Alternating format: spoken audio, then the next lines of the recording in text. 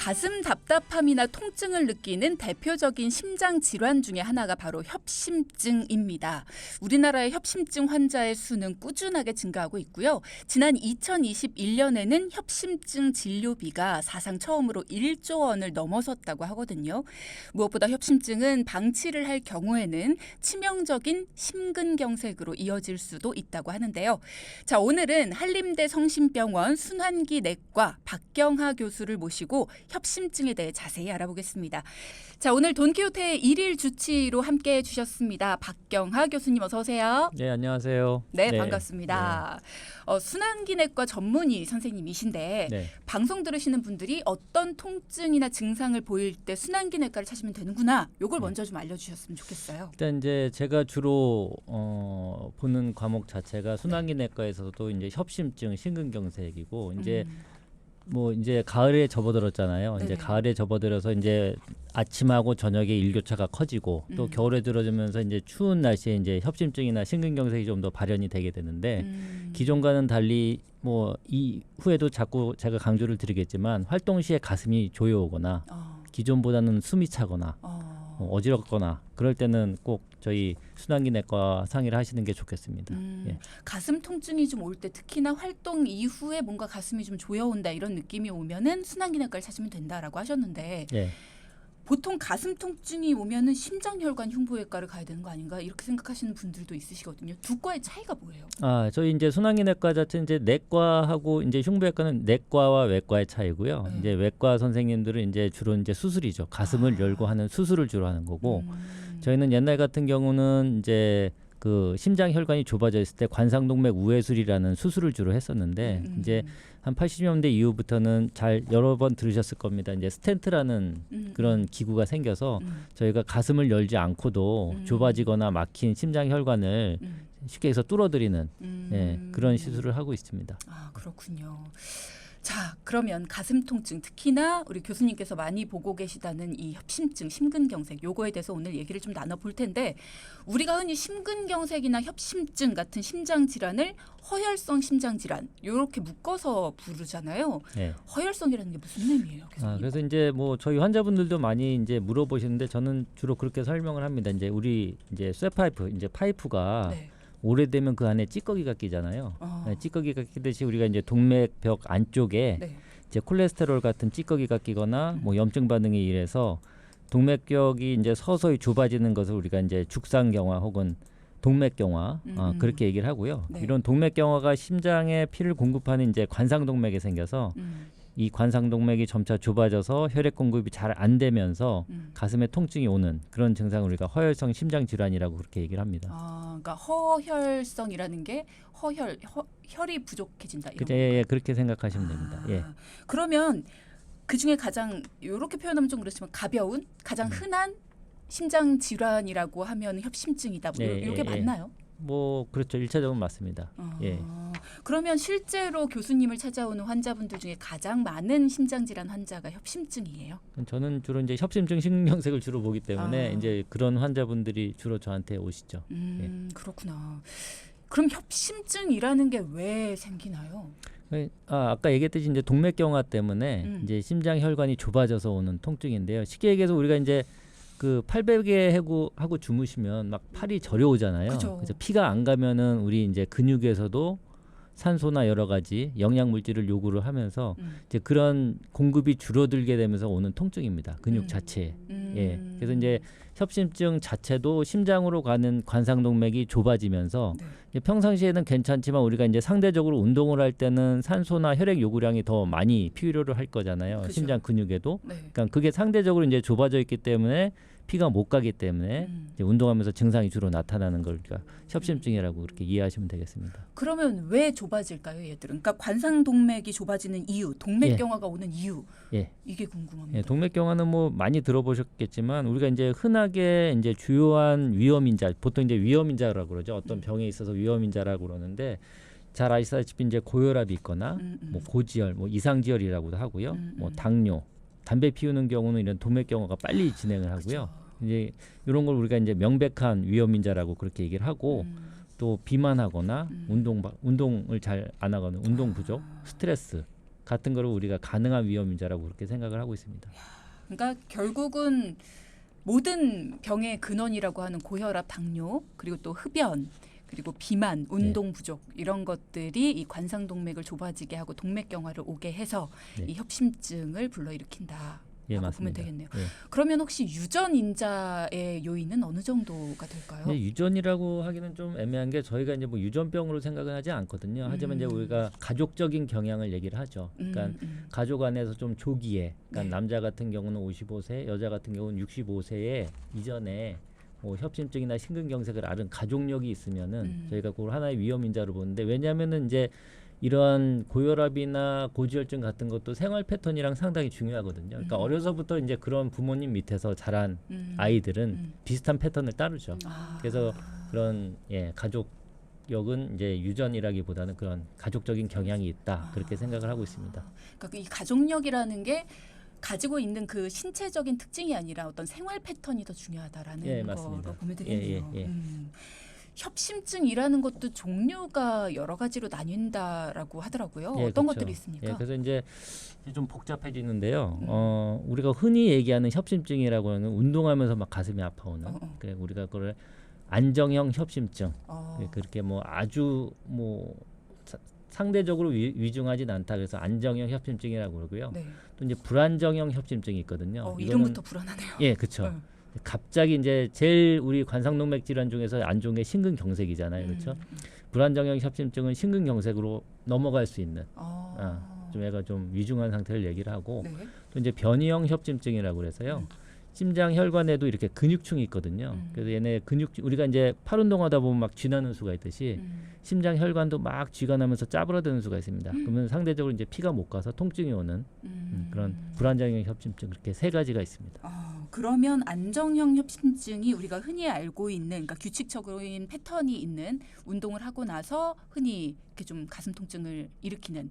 그러면 불안정형 협심증은 운동하고 나서 오는 게 아니면 평소에 운동하지 않더라도 가만히 있어도 가슴 통증이 느껴지는 그런 건가요? 예, 가능합니다. 그래서 이제 불안정형 협심증은 말씀드렸듯이 심근경색으로 넘어갈 수도 있는 상황이기 때문에 좀 특징적으로 안정형 협심증은 우리가 운동할 때 증상이 심해지고 또 쉬면은 또 혈액 요구량이 줄어들잖아요. 산소 요구량이. 그래서 쉬는 동시에 뭐 아니면 흔히 뭐 들어는 보셨을 겁니다. 저희가 이제 협심증 때 쓰는 응급약이라고 그래서 혀 밑에 넣는 니트로글리세린 이런 그런 약이 있거든요. 그거를 넣으면은 이제 심장 혈관이 넓어지면서 환자의 가슴 통증이 좋아지는 그런 특징을 갖고 있는데, 불안정형 협심증은 좀 빨리 진행되고 뭔가 안 좋을 것 같은 그런 느낌이 드는 거죠. 가만히 있을 때도 10분 이상 계속 통증이 오거나, 안정형 협심증은 어느 정도 레벨 이상의 운동을 했을 때 통증이 오는데, 불안정형 협심증은 좀만 걸어도 아파오는, 혹은 가만히 있을 때도 막 아파오는 그런 특징적인 경향을 갖고 있습니다. 그렇군요. 그런 얘기 있더라고요. 불안정형 협심증, 그러니까 앞서 말씀하신 것처럼 심근경색으로 더 발전될 가능성도 있고 규칙적인 패턴을 지키지 않는 협심증이다라고 말씀해 주신, 이게 약물 치료에도 효과가 없다, 증상이 다른 협심증보다도 더 심각한 편에 속한다, 이 맞는 얘기입니까? 어떻게 보면 그렇습니다. 왜냐하면은 이제 우리가 어떤 병에는 기본적인 그 병인이 있잖아요. 그래서 이렇게 생각하시면 됩니다. 안정형 협심증은 우리가 혈관이 이게 좁아지는 속도가 서서히 일어나고, 우리가 이제 혈관이 좁아지는 데는 이제 들어보셨겠지만 혈관 내벽에 콜레스테롤이 쌓이고 염증 반응이 일어나면서 이제 동맥경화가 진행이 되는데, 안정형 협심증은 이게 좀 서서히 진행되고 그런 항목 자체가 염증이 아주 심하지는 않고요. 주로는 이제 섬유 조직들이 주로 있는데, 불안정형 협심증은 우리 쉽게 얘기해서 여드름 곪아서 터지는 걸로 생각하시면 돼요. 그러니까 염증도 심하고 우리가 여드름이 곪다 보면은 노랗게 고름이 있다가 터지잖아요. 그렇듯이 콜레스테롤이 한 구간에 많이 침착이 되고 염증이 심하다가 이렇게 툭 터지면서 이제 이 터지면서 이제 조직 내에 여러 가지 물질이 나옵니다. 혈관 내에. 그러면서 막 피떡을 유발을 하거든요. 그래서 말씀드렸던 것처럼 이 불안정형 협심증은 심근경색으로 넘어갈 수 있는 그런 특징을 갖고 있어서 조직학적으로도 이렇게 안정형 협심증하고 불안정형 협심증은 좀 차이가 납니다. 그렇군요. 그러면 마지막으로 말씀하셨던 그 변이형 협심증의 경우는 뭐 많은 사람들의 이야기를 들어보니까 주로 새벽에 나타났다가 사라진다 이런 이야기가 있던데 그런 증상이 맞나요? 예, 주로 이제 변이형 협심증은 이제 대개는 이제 우리가 안정형 협심증이나 다른 협심증들은 아까 말씀드렸듯이 뭐 고혈압, 당뇨, 이상지혈증 같은 여러 가지 위험 인자가 쌓여서 심장 혈관벽이 좁아지는 즉 나이가 많은 분들한테 주로 오는데 네. 불안정형 협심증은 아직까지 뭐 원인은 명확치는 않지만 주로 젊은 층에 젊은 사람들한테 나타나고 새벽에 잘 경련이 일어나는 걸로 돼 있습니다. 그리고 특히나 이제 술을 먹은 다음 날에는 네. 좀 더 경련이 잘 유발되는 것으로 그런 특징을 갖고는 있습니다. 그러면 금주를 하면 조금 더 괜찮아질까요? 그렇죠. 이제 우리가 이제 변이형 협심증을 진단받은 환자분한테는 저희가 약물 치료를 하면서 항상 술을 드셨는지 체크를 하거든요. 예, 그래서 이게 또 항상 똑같은 패턴이나 똑같은 강도로 오는 것도 아니고 네. 어느 때는 좀 심하게 오고 어느 좀 약하게 오기 때문에 그 상황에 따라서 저희가 그 약의 강도를 조절하기도 하고 기본적으로는 이제 금주를 말씀을 드리고 또 한 가지는 이제 변이형 협심증에 제가 원인이 명확치는 않다고 말씀드렸잖아요. 네. 이제 여러 가지 이제 교감신경이나 좀 복잡한 얘기지만 카테콜라민이나 여러 가지 호르몬에 의해서 유발이 되기도 하는데 또 한 가지 중요한 원인 자체는 담배. 예, 흡연을 피우는 젊은 분들은 변이형 협심증이 좀 더 잘 생길 가능성이 높습니다. 그렇군요. 일단은 우리가 종류를 나눠보고 또 어떤 증상들이 있는지를 알아봤습니다만 사실 우리가 느끼면서 뭐 이게 어떤 뭐 불안정형인지 안정형인지 이런 것들까지 느끼기에는 조금 어려움이 있긴 하거든요. 네.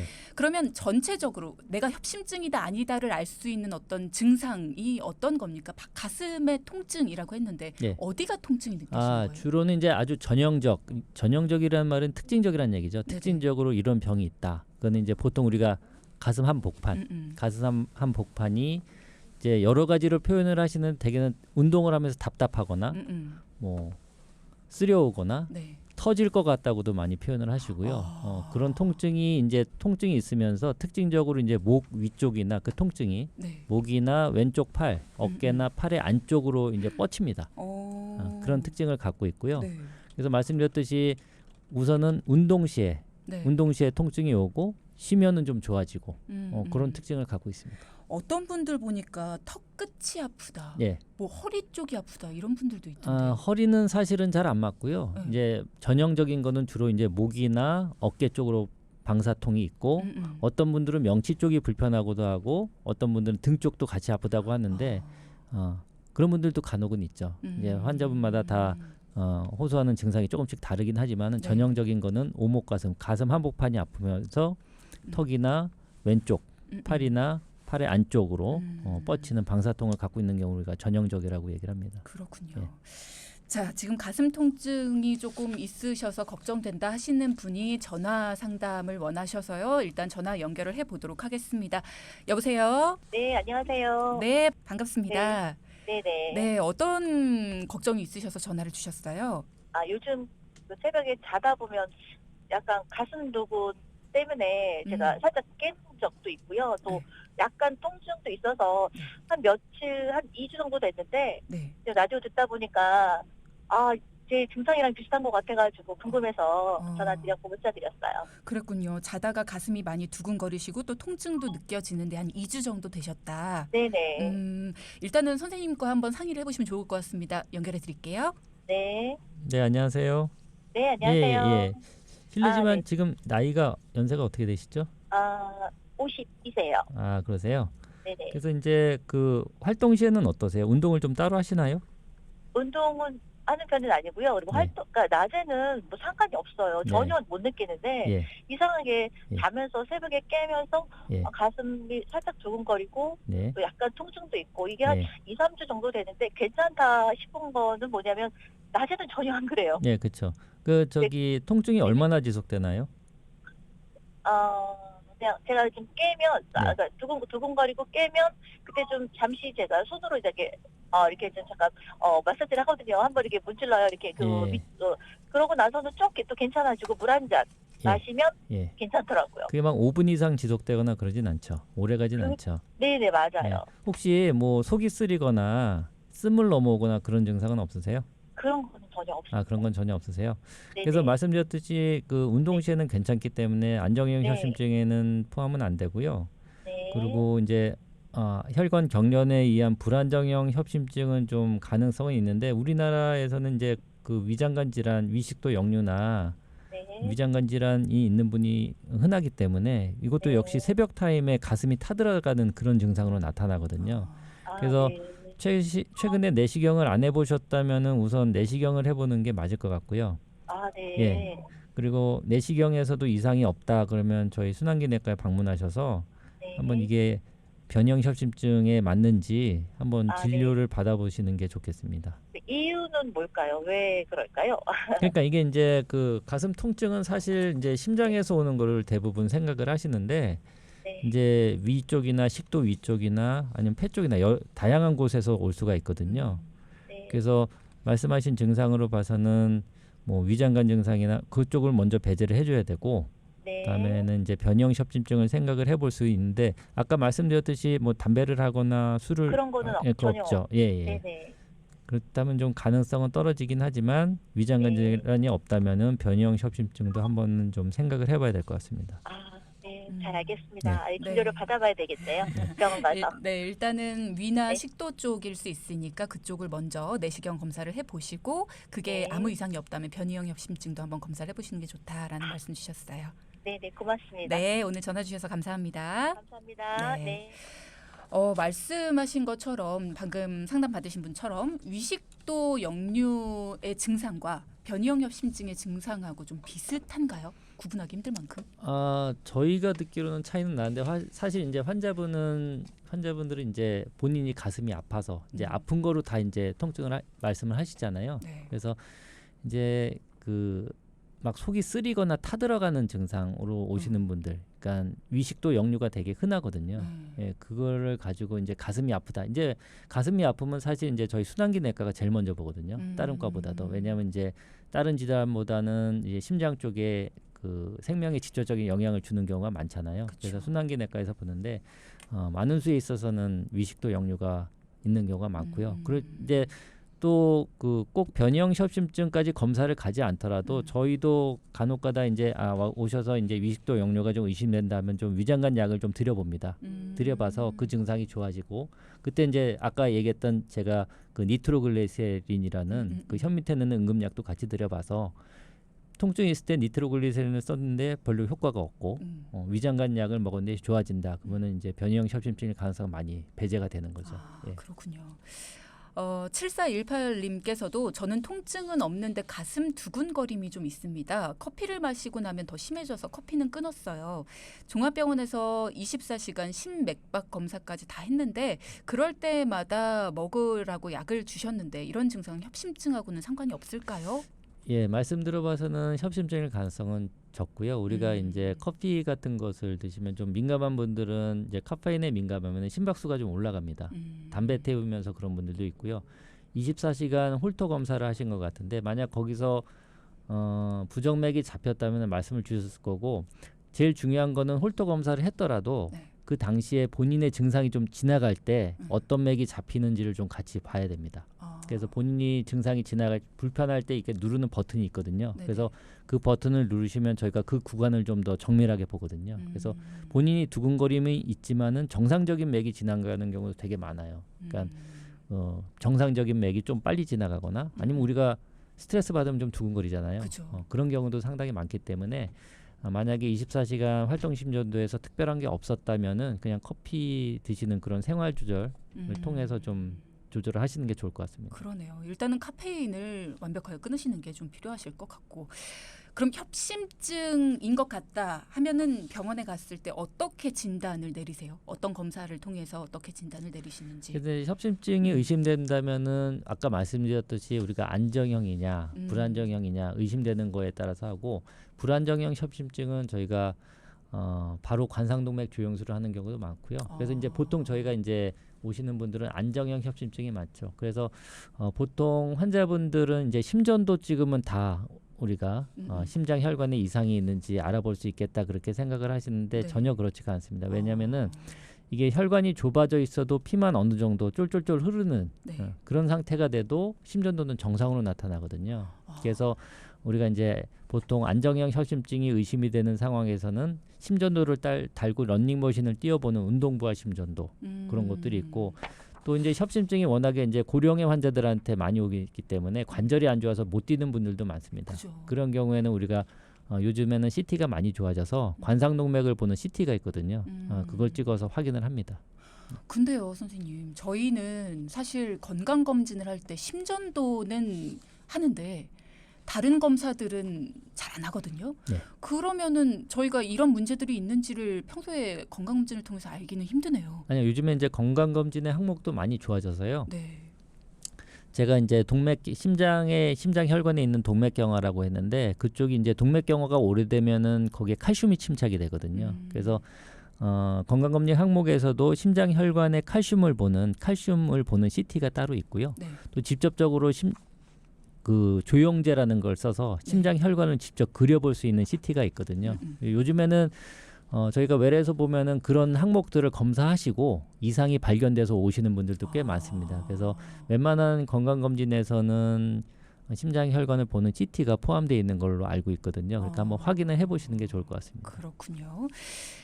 예전에 그런 말씀을 해주신 적이 있는데 심장의 이상이나 혈관의 이상은 청진으로도 어느 정도는 알 수 있다. 맞나요? 그건 저는 그런 수준까지는 되지 못하고 이제 청진으로 저희가 알 수 있는 거는 네. 심장 판막이 좁아졌거나 판막의 역류가 심하거나 아니면은 심부전이 너무 심해서 좀 우리가 심장에서도 이상 심음이 들리는 경우가 있거든요. 그래서 협심증을 청진으로 판단하기는 좀 많이 어렵습니다. 예. 맞아요. 그때 판막 이상에 대한 말씀해 주셨던 것 같아요. 예. 그렇군요. 네, 돈키호테 2부 내 몸 사용 설명서 시간 협심증에 대해서 박경아 교수와 함께 알아보고 있습니다. 협심증 치료에 대한 이야기를 해볼 텐데요. 협심증 치료는 어떤 방식으로 하게 됩니까? 네, 협심증은 이제 모든 질환이 그렇듯이 일단은 그 원인을 좀 제거를 해야죠. 원인을 컨트롤해야죠. 그래서 기본적으로 협심증 환자가 오시면은 이 쉽게 얘기해서 동맥벽 안쪽에 콜레스테롤이 쌓여서 저희가 좁아진다고 말씀드렸잖아요. 동맥경화 자체가. 그래서 기본적으로 약물 치료 자체는 협심증 어느 정도 협착이 심하면은 이제 아스피린을 써서 이게 이제 심근경색으로 넘어가는 단계를 좀 막아주기 위한 치료가 필요하고 콜레스테롤이 좀 높다면 고지혈증 약을 써서 콜레스테롤을 낮추는 노력이 필요하고요. 또 이제 증상 조절을 위해서는 우리가 여러 가지 약이 있는데 심장이 이제 힘들게 일하는 걸 좀 막아주기 위해서 심장이 워크로드라고 하는데 힘들게 일하는 걸 좀 막아주기 위해서요. 베타 차단제나 칼슘 기량제나 나이트레이트 제제 다 이제 심장을 부담을 좀 줄여주는 약들입니다. 그런 것을 이제 선택을 해서 주로 씁니다. 이제 약물 치료고요. 네네. 이제 말씀 많이 들어보셨겠지만 이제 스텐트 시술을 한다 그런 말씀을 들어보셨는데 그냥 협심증이라고 해서 다 스텐트를 넣는 건 아니고요. 보통 우리가 이제 심장 혈관이 있으면은 직경이 한 50% 이상 좁아졌을 때 증상이 나타난다고 우리가 생각을 합니다. 그래서 이제 CT나 이제 관상동맥 조영술 직접 들어가서 찍어봐죠. 그래서 이제 찍어봐서 협착이 심하지 않다면 그냥 약물 치료만 하는 거고요. 협착이 50에서 70% 이상이 되면서 이것 때문에 증상이 있겠다 싶을 때는 이제 그쪽에 이제 스텐트 시술을 하게 됩니다. 573 하나님이 저희 엄마는 머리가 많이 아프실 때 아스피린을 드시는데 이게 괜찮은 걸까요? 라는 말씀 주셨거든요. 예, 그래서 이제 아스피린 자체는 워낙에 개발된 것 자체가 이제 진통제죠. 이제 진통제 역할을 하면서 나중에 이제 이게 여러 가지 기전을 통해서 항혈소판제 역할을 해서 이제 혈전 피떡이 생기는 걸 막아주죠. 그래서 이제 협심증이나 심근경색에 예방 효과가 있다. 일단 그렇게는 아실 텐데 두통이라면은 우리가 꼭 아스피린을 쓸 필요는 없습니다. 타이레놀이나 다른 좋은 두통에 사용하는 진통제들이 많기 때문에 굳이 아스피린을 사용할 필요는 없을 것 같습니다. 어르신들 중에도 이 아스피린을 건강에 좋다 하면서 이렇게 좀 드시는 분들이 있잖아요. 매일매일 챙겨 드시는 분들이. 그렇죠. 그래서 말씀드렸듯이 이제 혈전을 막아주기 때문에 고령의 환자분들한테 협심증이나 심근경색, 뭐 뇌졸중, 중풍을 막아줄 수 있다. 이제 그런 얘기가 있으셔서 사실 저희 어머니도 얼마 전까지 아스피린을 쭉 드셨었는데요. 사실 이제 여러 가지 연구를 통해서 이제 아스피린이 이제 어떤 우리가 약을 쓰면은 얻는 게 있지만 잃는 것도 있잖아요. 말씀드렸듯이 아스피린은 좀 혈소판 기능을 떨어뜨려서 좀 출혈이 잘 될 수가 있고 또 위장관 계통의 위궤양을 유발할 수도 있습니다. 그래서 현재로서는 그냥 일반적인 뭐 나이가 많다고 해서 아스피린을 그 보통 사용하는 것은 권고되지 않고요. 대개는 이제 그 당뇨가 있으면서 남자 같은 경우는 뭐 60세, 여자 같은 경우는 50세 이상인 당뇨가 있으면서 뭐 고혈압이나 이전에 심혈관 질환에 대한 가족력이 있거나 고지혈증이 있거나 담배를 피우거나 혹은 소변에서 단백뇨가 나오는 그런 고위험 환자들한테는 아스피린이 예방 효과가 있는 것으로 나타났지만 그렇지 않은 분들은 굳이 지금 현재로서는 아스피린을 사용할 필요는 없는 것으로 되어 있습니다. 그렇군요. 증상이 없어도 챙겨 드시는 게 그런 분들에게는 도움이 될 수 있다라고. 예, 말씀드린 환자한테는 도움이 되지만 일반적으로는 저희가 권고되지 않는다. 그렇게 이해하시면 되겠습니다. 사하나 이하나님께서요. 2003년도에 불안정성 협심증으로 시술을 했습니다. 재발을 할 수 있을까요? 재발을 하게 된다면 다시 시술을 해야 하는지도 궁금합니다. 현재는 8개월에 한 번씩 병원에서 검사를 받고는 있는데 현재는 아무 이상이 없고요. 네, 그래서 이제 저희 환자분들도 많이 물어보시는 질문인데요.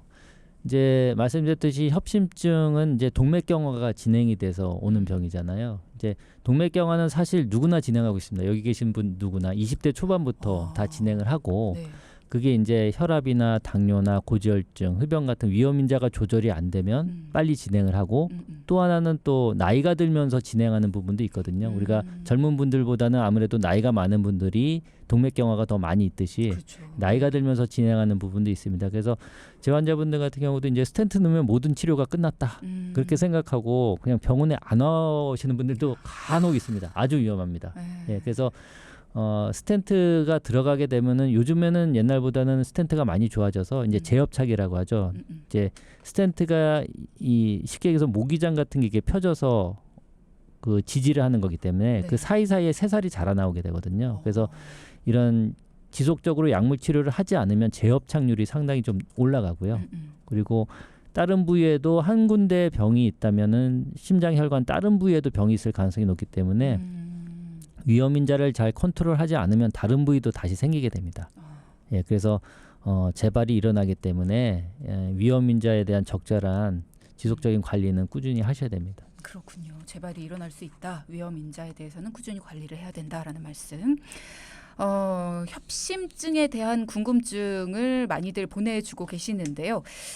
종합병원에서 혈액 검사를 했을 때는 협심증이 있는지 확인할 수 있을까요? 3200번 보내주셨네요. 네, 협심증은 말씀드렸듯이 이게 기계적으로 좁아진 걸 알아보는 거기 때문에 그리고 일반적인 혈액 검사로는 알 수는 없습니다. 저희가 위험인자에 대해서는 알 수 있겠죠. 뭐 당뇨가 있거나 고지혈증이 있거나 뭐 염증 반응이 심하거나 어느 정도 위험도는 예측을 할 수 있지만 혈액 검사를 갖고 직접적으로 협심증을 진단하기는 어렵습니다. 저희 부모님께서 심장과 혈관 쪽에 병력이 있으십니다. 건강검진을 통해서 어떤 거를 받아봐야 안심할 수 있을까요?